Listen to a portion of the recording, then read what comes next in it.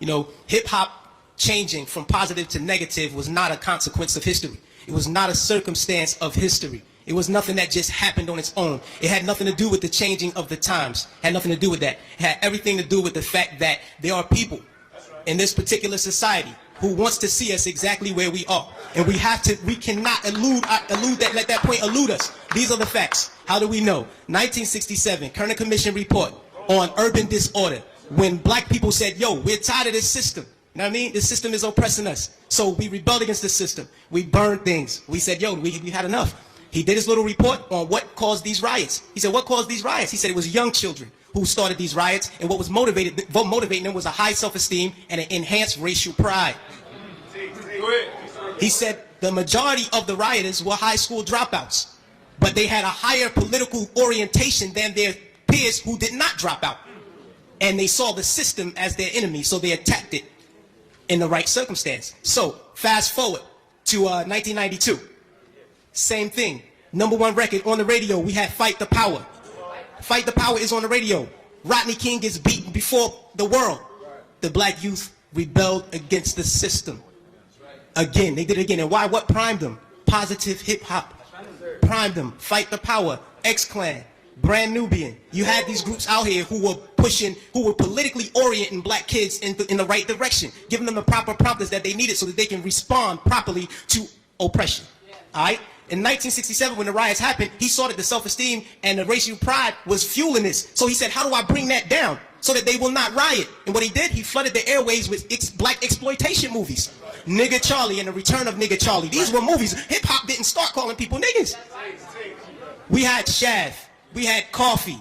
Black girl turned prostitute to do whatever. You know what I mean? But these black exploitation movies brought down the self-esteem and racial pride so that the kids will not rebel against this system of oppression. 92, the racial pride was back in effect. We had black kids going to Dr. Ben Yuckinen lectures. We were spending our money to go see Farrakhan speak as opposed to going to a strip club. This is where we were. The most coveted article of clothing was a historically black college or university sweater. We were motivating children towards positive attitudes and lifestyles. And when Rodney King got the beating, heads responded properly. Fast forward to our day. Sean Bell is shot 50 times in the street in New York by police officers. #1 song on the radio, Like a Lollipop. Nobody do nothing. Nobody respond to nothing. Trust me, trust me.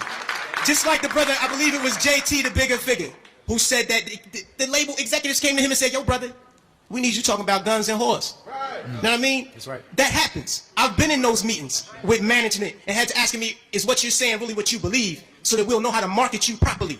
You know what I mean? This happens. Young Buck on his album, he has a song on his album that talks about police terrorism.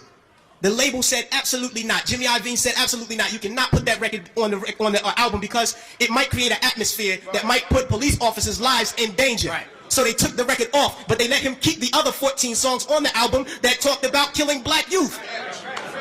So this is what we're dealing with. We're not dealing with a circumstance or consequence of history. You know what I mean? The environment that we're embedded in puts us in a situation where we feel we have to maneuver and play the game and water our message down. You know what I mean? But no, what happened was they intentionally shifted the paradigm to get us exactly where we are right now. Right now, we're feeding the prison industrial complex right now.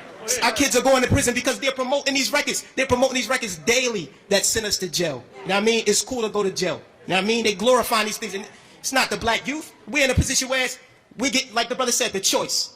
You know, he said, yo, I chose the positive. So I didn't do it. But every youth is not going to take that route. I know. I come from the projects. Grew up in the projects all my life. You know what I mean? And we're not turning down $500,000 to say nigga.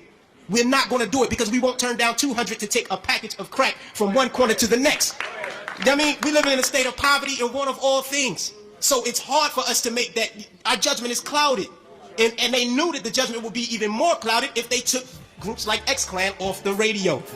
This is just what it is. And until we start to deal with the environment that's shaping the behavior, we'll never get to the next level. We have to confront that.